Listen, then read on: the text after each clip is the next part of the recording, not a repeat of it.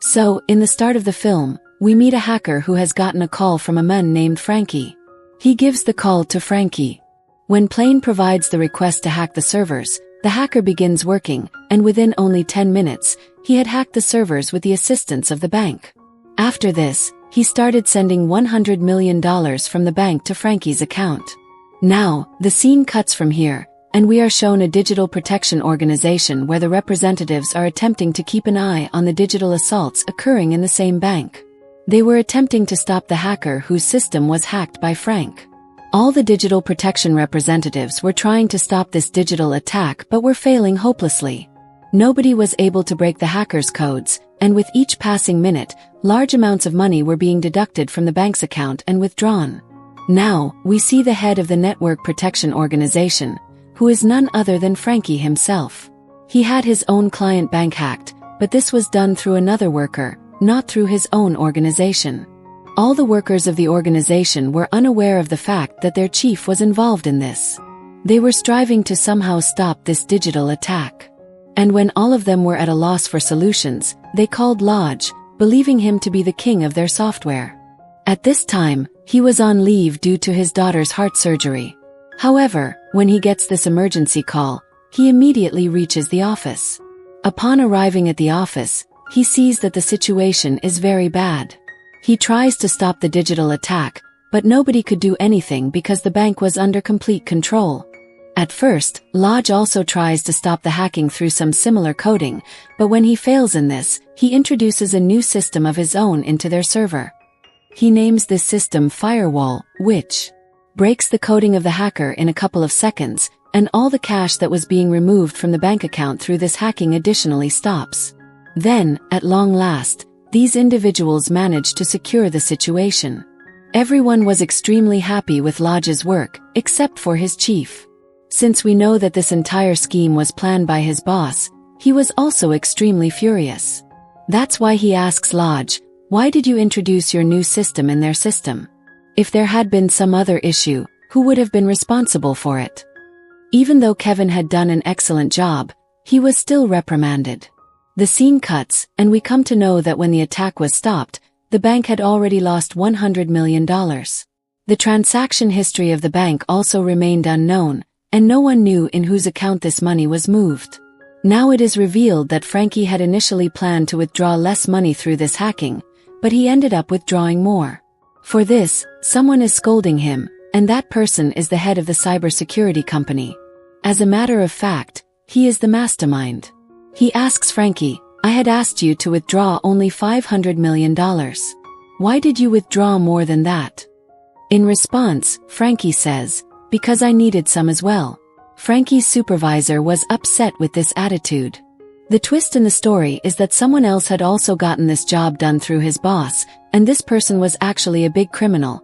Pong, a money laundering mafia. This man had kidnapped Chan.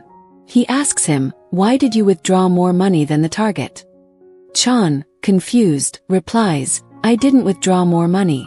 I wasn't even aware of it."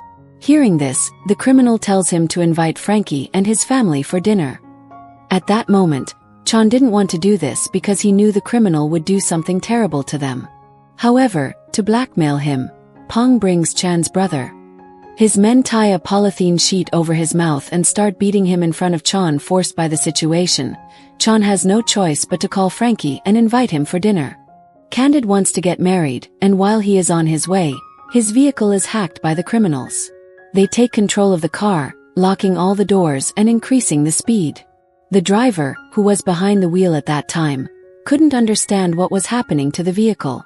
When he tries to apply the brakes, they fail, and the car ends up in a serious accident.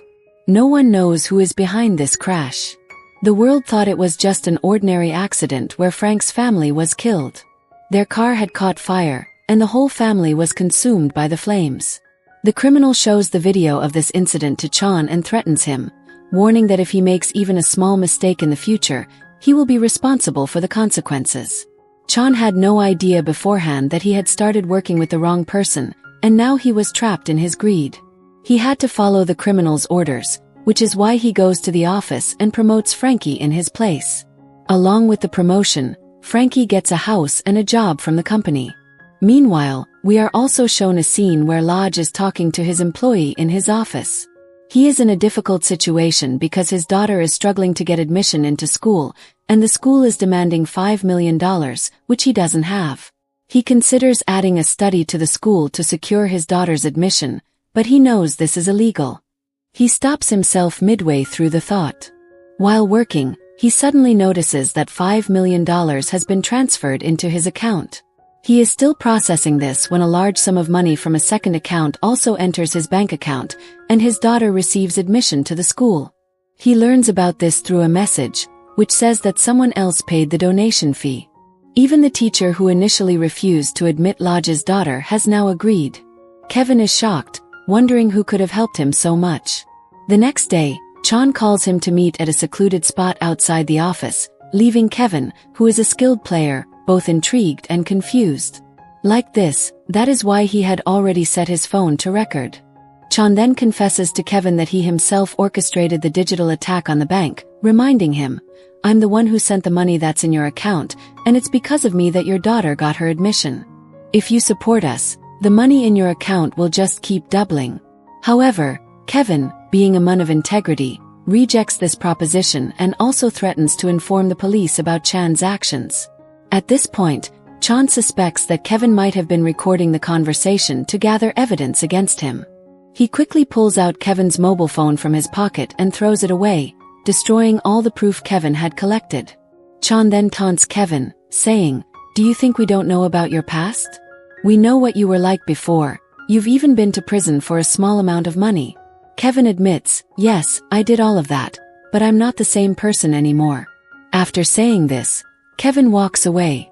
However, while he is still on his way, the police stop him and take him to the station for questioning. The police had discovered that a large sum of money had been transferred into his account the previous day. They ask Kevin, "Why was so much money sent to your account? Are you behind that digital attack?" Kevin, maintaining his innocence, explains that while the money was indeed transferred into his account, he is not responsible for the attack. He insists that he is being framed. The police are skeptical, but Kevin assures them, "I'm innocent. I don't have proof of this right now, but if you give me some time, I'll show you the evidence and help you solve this case. We'll figure out who is behind this digital attack."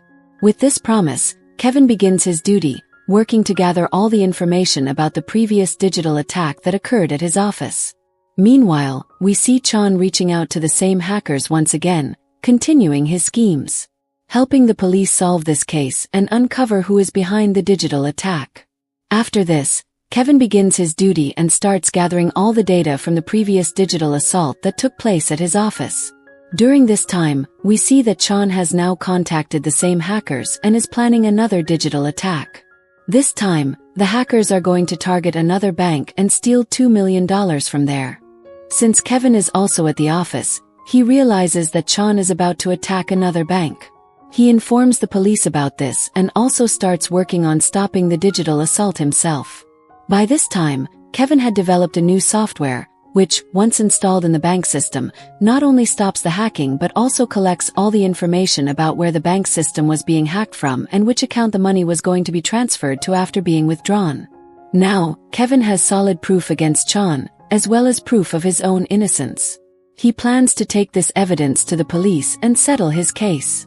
However, while on his way to the police station, he is intercepted by the criminals' men. They force him into a taxi, intending to take him somewhere, but Kevin manages to overpower them, kills everyone in the vehicle, and quickly escapes. He then rushes to the police station. Just as Kevin is about to hand over all the evidence to the police, his wife arrives with terrible news: their daughter has been kidnapped. His wife was informed that if Kevin deletes all the evidence he has against Chan, their daughter would be returned safely. Faced with this dire situation, Kevin, though reluctant, refuses to give the evidence to the police. Instead, he goes to the office and hands over all the proof to Chan. After that, Chan instructs Kevin to restore the system and reset the bank system to its previous state so that Chan can complete his mission of withdrawing the illegal money. Kevin, torn between saving his daughter and doing the right thing, is forced to comply with Chan's demands, working according to Chan's guidelines. During this time, Kevin also manages to locate his daughter through hacking. He sends the location to his wife, who immediately leaves to rescue their child. His daughter had been kept in a trunk inside a confined area, and her condition had worsened significantly due to the lack of proper care. Kevin's wife rushes their daughter to a hospital for treatment. Meanwhile, Kevin is thrown into further turmoil when the police arrest him because they found out that he had broken their deal. He didn't turn over all the evidence he had against Sean to the police, instead using it to save his daughter. As a result, the police also arrest Kevin's wife for blackmail. When Kevin learns of this, he becomes enraged. His wife is in jail, his daughter is sick, and now he has no evidence left to free his wife. Kevin is determined to gather evidence once again against Chan and the criminal mastermind. He returns to his office and hacks Chan's phone to collect all the necessary proof against him. To access Chan's banking information, Kevin needed a password, which he didn't know. Therefore, he hacks into the banking app itself and discovers that Chan wasn't working from just one account but had created multiple fake accounts. Through these accounts, Chan illegally hacked banks and transferred money to various places. Kevin also finds out that Chan had multiple fake identities and passports, allowing him to escape at any time if he got caught. Now, Kevin starts gathering information about all these accounts, only to realize that Chan had already deleted the transaction history. Kevin realizes that he's losing control of the situation, but he doesn't give up. To turn the tide, Kevin hacks into his own message data and uncovers that Chan was working for a much larger criminal organization. To gather more evidence, Kevin hacks into the criminal's accounts and accesses CCTV footage from the criminal's vehicle. He discovers that this criminal was currently at a golf tournament, where Chan was also present, going to kill him, but fate had other plans. Kevin needed proof against Chan, which he didn't have. Ironically, it was Chan himself who ended up providing all the evidence. Chan was exhausted from the constant blackmail by the criminal mastermind and had come here to kill him. First, Chan eliminated 2 of the criminal's bodyguards, with all the CCTV footage of the act being transmitted directly to the police. This happened because Kevin had already hacked the cameras of the criminal's vehicle and was live-streaming the footage to the authorities. Kevin also sent Chan's live location to the police. Realizing that the police were on their way, Chan panicked and tried to flee. However, he quickly understood that someone must have hacked his phone, which is how the police were tracking his movements. In a desperate move, he tossed his phone out of the vehicle. Without the phone, the police could no longer trace his location, leaving him momentarily safe but still trapped in a complex situation. Chan, now cornered, remembered that he had seen information about a hidden location from the criminal's camp earlier.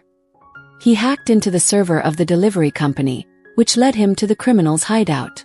It was an odd place, not fitting the description of anyone's home.